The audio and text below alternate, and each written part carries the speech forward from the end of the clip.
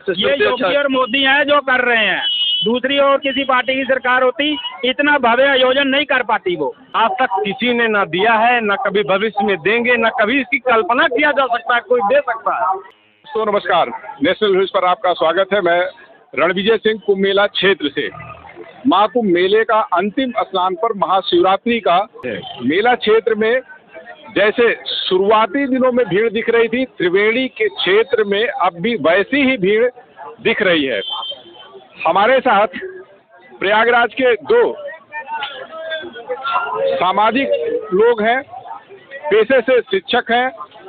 एक माध्यमिक शिक्षा संघ क्षेत्र नारायणगुट के मंडल अध्यक्ष डॉक्टर मनोज सिंह जी हैं और दूसरे प्रधानाचार्य योगेंद्र सिंह जी हैं।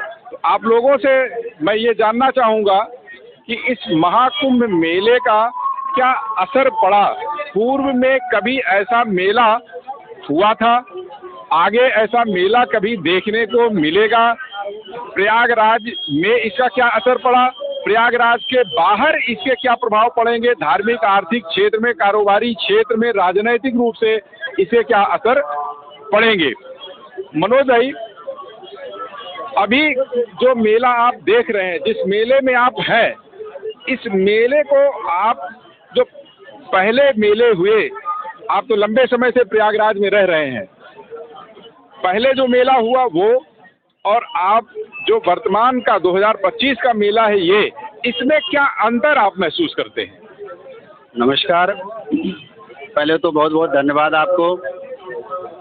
आपने मेला शुरू होने से पहले बहुत सारे ऐसे मुद्दे उठाए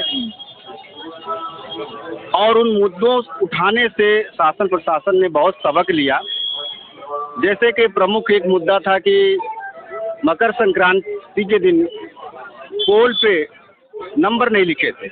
आपने वो मुद्दा उठाया, शासन प्रशासन जागा और सब पोलों की नंबरिंग की गई। इसके लिए बहुत बहुत धन्यवाद आपको। जैसा कि आपने पूछा कि पहले के मेलों में अब के मेलों में क्या अंतर है, तो ये उत्तर प्रदेश प्रयागराज के लिए ही नहीं, ये पूरे भारत के लिए गर्व का विषय है कि एक समय में एक साथ इतने व्यक्तियों का मेल समागम, और वो भी स्व अनुशासित ढंग से। लोग दिन है रात है चले आ रहे हैं और स्नान करके चले जा रहे हैं, बहुत ही अनुशासित ढंग से। हम लोग इतने दिन से मेला को देख रहे हैं, कल समापन है इसका। वृद्ध हो, बच्चे हो, नौजवान हो, बिल्कुल अनुशासित ढंग से इसमें आ रहे हैं।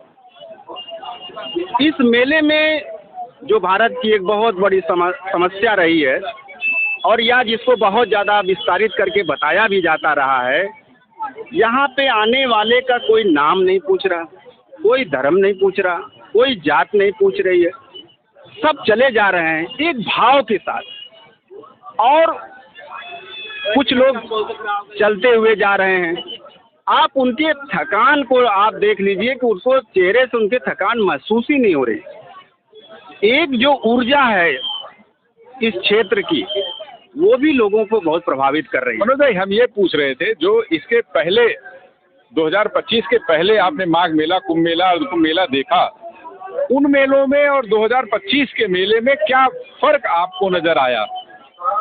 देखिए, मैक्सिमम 10 करोड़ लोग स्नान करते थे, अब संख्या 65 करोड़ सरकारी आंकड़ा है। लेकिन अगर हम लोग देखें तो मेरा अपना व्यक्तिगत है कि वो 70 करोड़ पार कर लिया हो गया, क्योंकि जो गणना हो रही है सिर्फ यहाँ की घाटों पे हो रही है। बहुत ऐसे लोग हैं जो अन्य घाटों पे स्नान करके चले जा रहे हैं, जिनकी गणना ही नहीं हो पा रही। अब आप समझिए कि एक समय विशेष में, एक स्थान विशेष में अगर 65 करोड़ भारत की आधी जनसंख्या आ जाए, तो ये प्रयागराज का हृदय कितना बड़ा है, हमारे उत्तर प्रदेश सरकार का हृदय कितना बड़ा है कि सबको समाहित करके लेके चल रहा है।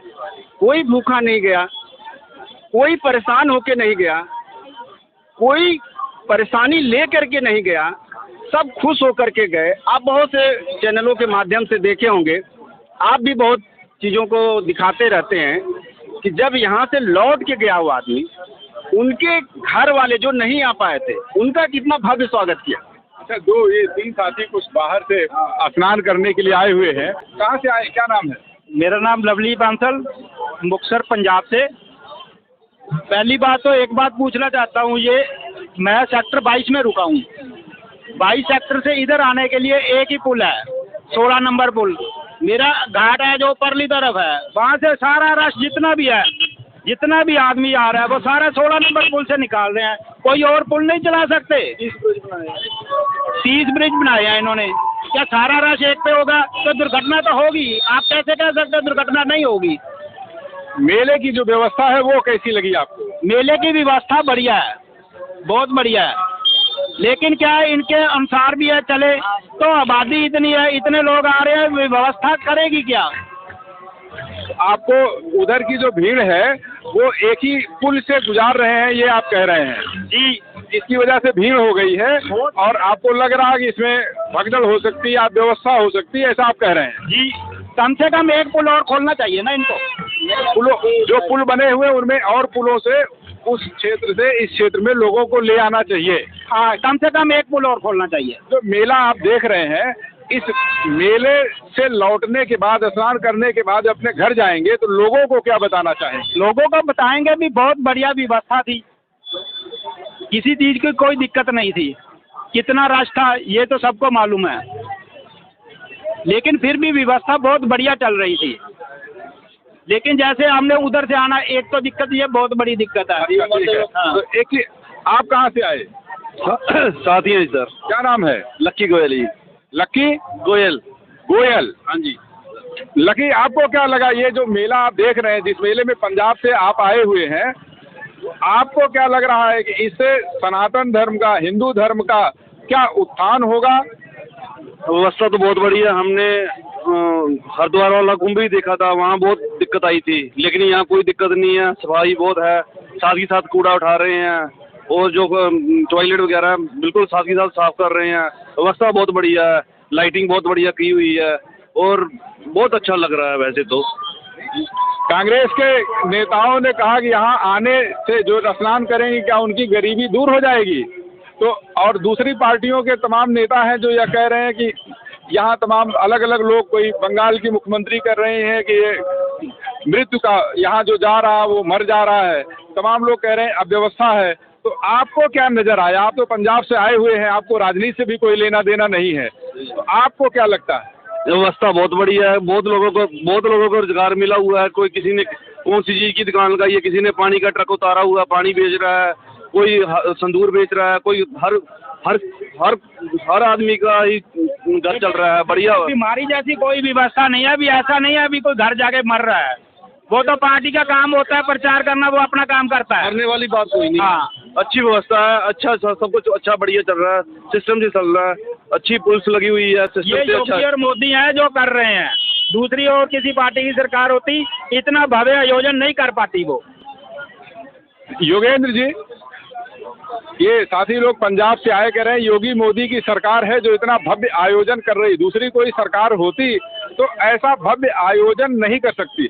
तो ऐसे आयोजनों के, क्योंकि अब एक दिन बाद ये महाकुंभ मेला आधिकारिक तौर पर खत्म हो जाएगा, हालांकि भीड़ मुझे लगता है जिस किस्म से आज आ रही तो आगे भी आती रहेगी।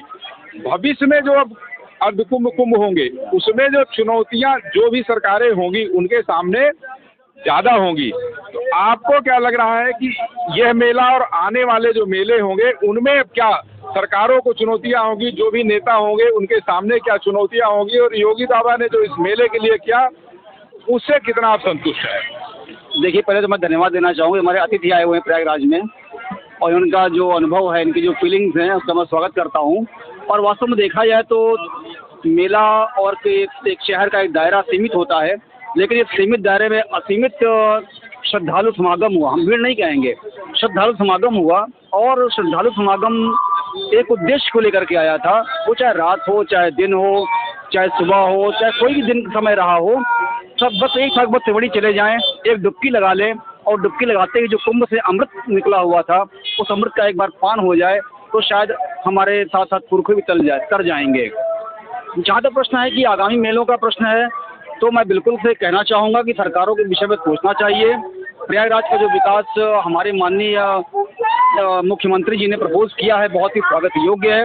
साथ ही साथ मैं ये भी कहना चाहूँगा कि शहर के अगल बगल के जो भी क्षेत्र हैं वहाँ पे बफर जोन बनाए जाएं, जहाँ पे गाड़ियाँ, अभी आपने अनुभव ले लिया होगा, हमारे अधिकारियों ने अनुभव ले लिया होगा, जहाँ पे गाड़ियों को पार्क करने के साथ साथ लोगों को ठहराया भी जा सके, वहाँ उनको मूलभूत सुविधाएं प्राप्त कराई जा सकें, जिसकी वजह से लोग जो चल पड़े वो अगर ना चलते वहाँ पे कुछ देर ठहर सकते, उनकी व्यवस्था ऐसी मिल जाती तो हमारे शटल बस का जो परिचालन था वो हो सकता था।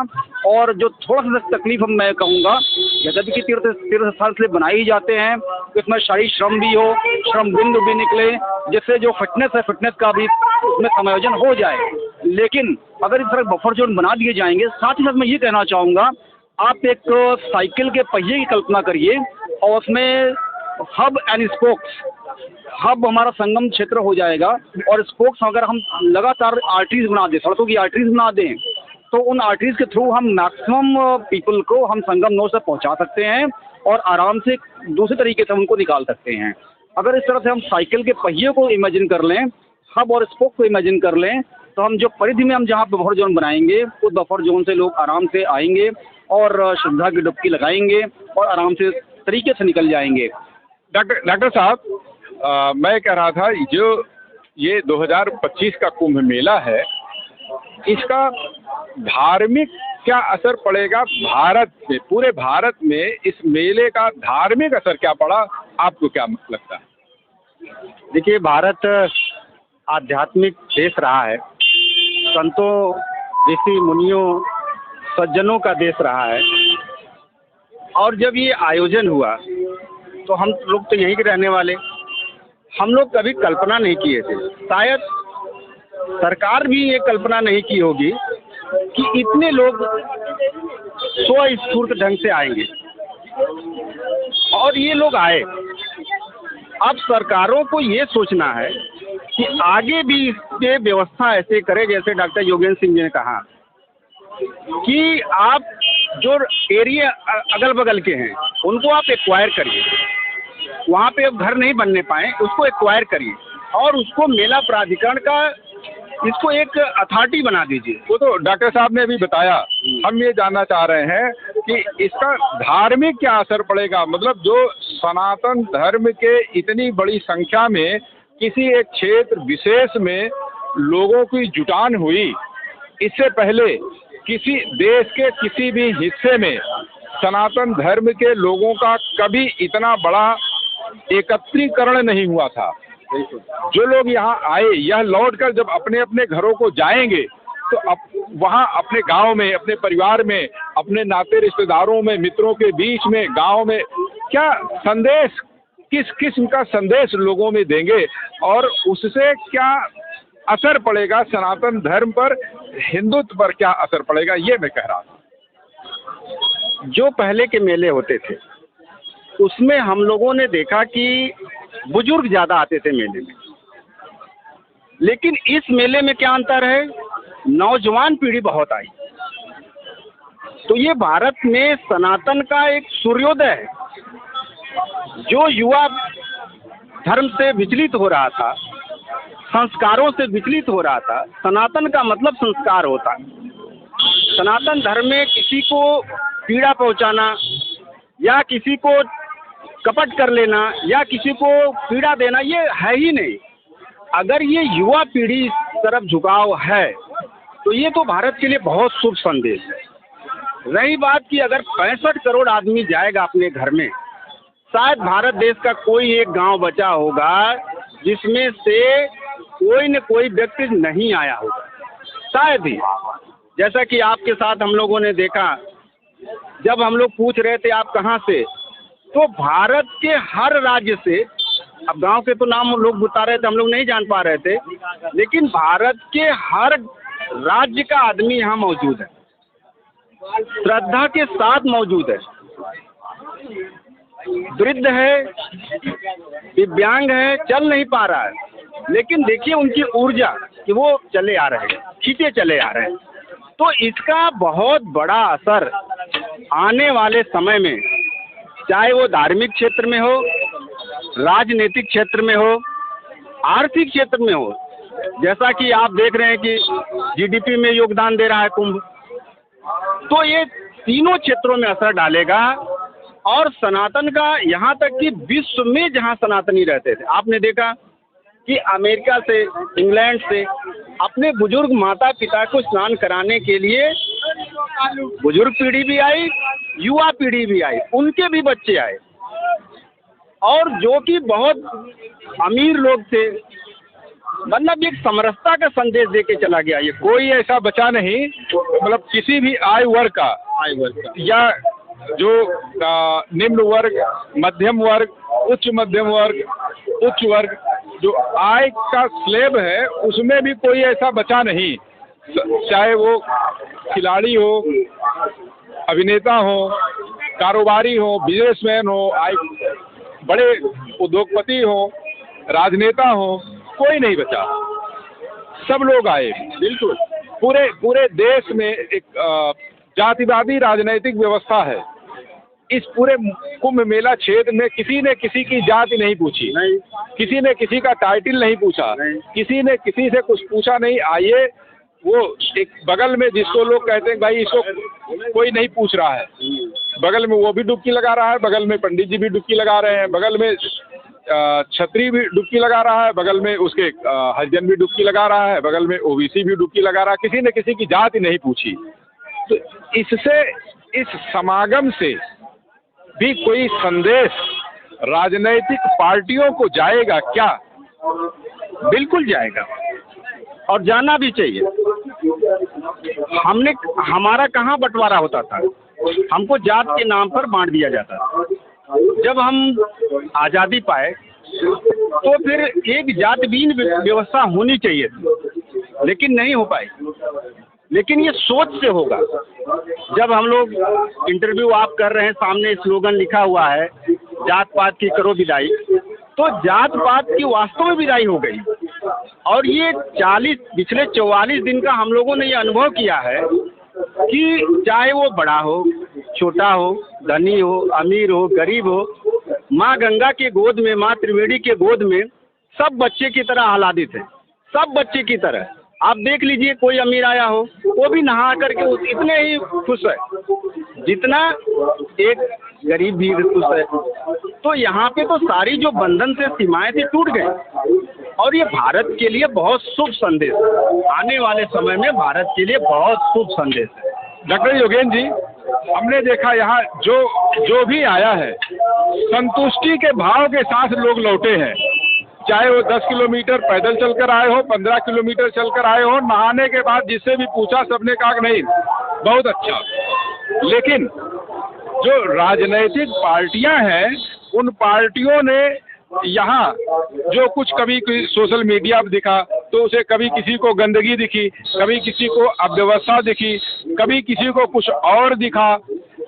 तो जो राजनीतिक पार्टियों ने महाकुंभ मेले को लेकर राजनीतिक क्षेत्र में हंगामा खड़ा करने की कोशिश की, उससे ऐसा लगता है कि उन्होंने एक अलग धारा बहाने की कोशिश की। मैं ये जानना चाह रहा था आपसे, क्योंकि आप एक विद्यालय के प्रधानाचार्य हैं, जो भारत की आने वाले दिनों में राजनीति है, जो भारत में आने वाले दिनों में चुनाव होने जा रहे हैं, इस महाकुंभ मेले से जो ऊर्जा निकली, उस ऊर्जा में राजनीति के भी कुछ कण दिखाई दे रहे हैं आपको या नहीं? उसका राजनीतिक क्षेत्र में भी कोई असर पड़ता हुआ आपको लगता है या नहीं लगता है? देखें, जब भी कोई क्रिया होती थी प्रतिक्रिया होती है, स्वाभाविक है। इस तरह जो समागम हुआ है इसका भी कुछ राजनीतिक असर होगा और होना भी चाहिए। यहाँ पर जो सामाजिक समरसता और सामंजस्य देखने को मिला है, मैं ये ईश्वर से प्रार्थना करूँगा ऐसा पूरे समाज में फैले और समाज में स्थापित हो जाए, जिससे जो भी बिंदु, छोटे छोटे बिंदु लेकर के हम संकीर्ण मानसिकता की राजनीति करते हैं, उससे हम विमुख होकर के एक स्वस्थ, एक स्वच्छ और एक विकसित भारत की ओर आगे बढ़ सके। सबसे खुशी की बात यह है कि जो हमारे साथ बच्चे आए हुए हैं मेले में, वो देख रहे हैं और बड़े आतुरता से देख रहे हैं कि हमारे जो बड़े लोग हैं वो क्या कर रहे हैं। और उनके मन में ये जा रहा है कि हम तो जो जैसे घर पे थे, जैसे मोहल्ले में थे, यहाँ तो ऐसा कुछ नहीं है। यहाँ तो सब एक दूसरे से बातें कर रहे हैं, दूसरे के सुख दुख पूछ रहे हैं, एक दूसरे को रास्ते दिखा रहे हैं, बता रहे हैं और उनको स्थान दिलाने में सहायता कर रहे हैं। तो ऐसा कुछ तो संकीर्णता दिखाई नहीं पड़ रही है। फिर संकीर्णता समाज में आई कहाँ से? ये संकीर्णता क्या ऐसे लोगों का दिमागी प्रस्फुटन है कि जो लोग सिर्फ अपने राजनीति के लिए ऐसा कर रहे हों? तो मुझे लगता है बच्चा खुद से मजबूर होगा और आने वाले दिनों में निष्पक्ष कुछ न कुछ निर्णय लेगा जरूर। इसका राजनीतिक सरोकार ये निकलेगा। एक आदि ये बगल में बहुत देर से है, तो कहाँ से आए हैं हम अयोध्या क्षेत्र से आए हुए हैं। पहले आपके चैनल को आप दोनों लोग यार, आप अयोध्या से, क्या नाम बताया? मनीष सिंह हमारा नाम है। मनीष सिंह, आप तो बहुत अच्छी जगह का आपने नाम बताया अयोध्या से। 2024 में वहाँ पर भगवान राम अपने नए मंदिर में विराजे और फिर जब लोकसभा का चुनाव हुआ तो कहते हैं लोग कि वहाँ लोगों ने भाजपा को हरा दिया ना, सत्य है, हरा दिया, ठीक है। तो अब जब ये महाकुंभ मेला हो रहा है तब आप क्या यहाँ से संदेश लेकर जा रहे हैं? और जो वहाँ अयोध्या में 24 में लोगों ने भाजपा को हराया, क्या उस पर लोगों को कोई दुख, कोई पश्चाताप है क्या? आगे आने वाले दिनों में अयोध्या के लोग प्रयागराज से भी कुछ सीखेंगे क्या? श्रीमान, मैं पहले आपको ये बताना चाहूँगा कि ये कुंभ नगरी प्रयागराज, आपने अभी थोड़ी देर पहले जिक्र किया अयोध्या क्षेत्र का, तो अयोध्या क्षेत्र का जो जिक्र हुआ 2024 में चुनाव वाकई में हार गए, तो कहीं ना कहीं अयोध्या क्षेत्र के लोग यह समझ नहीं पाए कि क्या करना है क्या नहीं, उसमें थोड़ा टूटिया तो हुई। अभी आप जल्दी में एक चुनाव देखें, अभी सर पे हुआ है मिल्कीपुर का चुनाव, उसमें देखे हैं कि भव्य स्वागत किया गया है भारतीय जनता पार्टी के समझ। और भारतीय जनता पार्टी को नहीं, राम लला को जो उन्होंने छोड़ दिया था फिर से लाने का एक स्थापना किया। और आपने अभी थोड़ी देर पहले कहा कि इस संदेश को आप क्या देंगे, तो मैं यही अपने पूरे हिंदुस्तान को संदेश देना चाहता हूँ। माननीय हमारे योगी जी महाराज, जो भारत के प्रधानमंत्री जी हैं नरेंद्र मोदी जी, वो एक प्रकार का ये कहेंगे कि संदेश ही नहीं, महा हिंदू को जगाने का काम उन्होंने किया है। जो अभी तक सोया हुआ था हिंदू, और जगाने का और अटल विश्वास जगाने का काम उन्होंने किया है। योगी और मोदी जी ने हिंदुओं को जगाने का काम किया है इस महाकुंभ मेले से। महाकुंभ मेले से ही नहीं, इस महाकुंभ को जो रुख दिया है आज तक किसी ने ना दिया है, ना कभी भविष्य में देंगे, ना कभी इसकी कल्पना किया जा सकता है कोई दे सकता है। अयोध्या में जो 24 का परिणाम था उसको आप लोगों ने मिल्कीपुर में भूल सुधार कर लिया है। देखिए, अगर शाम का भूला सुबह का भूला अगर शाम को लौट आए तो कहा जाता है, कभी उसको भूला नहीं कहते हैं। चलिए, एक गलती तो हो गई, अब दोबारा तो लोग हम सब जब जाते थे बाहरी क्षेत्रों में, जैसे हम सब तमिलनाडु के पांडिचेरी या अन्य प्रदेशों में जाते थे, तो लोग को जब हम सब पूछते थे आप कहाँ से, तो मैं कभी कहता था अयोध्या क्षेत्र से हूँ। अरे यार, तुम सबके हाथ का पानी नहीं पीने लायक है, क्योंकि तुमने श्री राम के मुंह पे थप्पड़ मार दिया है। उस जनता, वहाँ की जनता ये हम सब सवाल करती थी, तुम सब तो बहुत बड़े, ये कहा जा सकता है, अब क्या क्या नाम लूँ, बाहर के लोग कहते थे अयोध्या के लोग धोखेबाज हैं। हाँ, ये कई मैंने आपसे भी मैं भी अयोध्या का ही रहने वाला हूँ, इसलिए भी मैं कह रहा हूँ कि मुझे बाहर रह करके कई बार दुख होता था कि लोग अयोध्या वालों को गालियां दे रहे हैं कि जहां रामलला की वापसी हुई वहां के लोगों ने भाजपा को हरा दिया। जो रामलला को लाए उन्हीं को राजनीतिक रूप से भगाए। ये बात सही है कि आप जिस परिस्थिति से गुजरे हैं, काफ़ी लोगों का ताना बोली और कई प्रकार का देखने को मिला, उससे बहुत शर्मिंदगी हुआ। और अच्छा हुआ कि चलिए, अगर इस प्रकार का, अगर किसी प्रकार का आपको कष्ट, हमको कष्ट मिला, तो वाकई में समाज को नया एक दिशा मिला, और समाज को ही नहीं बल्कि एक सीख मिली कि जिससे हम अपने समाज को, अपने लोगों को, अपने देश के विकास के लिए, अपने जनता को इस समाज में, इस दुनिया में एक प्रकार का जो मूल रूप देना चाहते थे, उस प्रकार से हम लोगों ने किया। मनोज भाई, एक अंतिम सवाल मैं करना चाह रहा था। जो ये महाकुंभ मेला आया, इसे योगी जी ने यह कहा कि इससे उत्तर प्रदेश की अर्थव्यवस्था में करीब 3 लाख करोड़ रुपए की ग्रोथ आए, जो जीडीपी है उसमें 3 लाख करोड़ रुपए की ग्रोथ आ जाएगी। वो ग्रोथ किस रूप में आएगी मैं नहीं जानता, लेकिन प्रयागराज में जो वायुयान से लोग बड़ी संख्या में आए, यहाँ जो विभिन्न सेक्टरों में कारोबार है, विभिन्न हिस्सों का कारोबार है, उसमें भी मैंने खूब उछाल देखा। तो आपको क्या लगता है कुंभ मेले से जो प्रयागराज की अर्थव्यवस्था है इसमें क्या सुधार होगा, और उत्तर प्रदेश में जो सुधार होगा उसका लाभ आने वाले दिनों में योगी आदित्यनाथ जी को भी मिलेगा क्या? आपने देखा राजनीतिक क्षेत्र के बहुत बड़ी बड़ी हस्तियां प्रयागराज आई। माननीय प्रधानमंत्री जी, केंद्रीय मंत्री, सारे मुख्यमंत्री, और गडकरी साहब तो आप देखिए जमुना का ब्रिज, गंगा का ब्रिज और सारे रोड। अभी आपकी कनेक्टिविटी होने जा रही है दिल्ली से गंगा एक्सप्रेस के माध्यम से। सारे हाईवे चारों तरफ से रिंग रोड से जोड़े जा रहे हैं। प्रयागराज के लिए सौभाग्य की बात है और प्रयागराज के लिए गर्व की बात है कि इतना बड़ा आयोजन और कितने श्रद्धा भाव से लोग, यहाँ के लोगों की सेवा किए। रही बात उत्तर प्रदेश की इनकम की, तो निश्चित रूप से जब ये पूरा विश्व कर रहा है कि अपने यहाँ लोगों को, पर्यटकों को बुलाना, जिससे कि अगर एक व्यक्ति अगर एक चॉकलेट भी खरीदता है तो टैक्स के रूप में उस स्टेट को मिलता है। तो हमारे यहाँ तो 65 करोड़ लोग आए।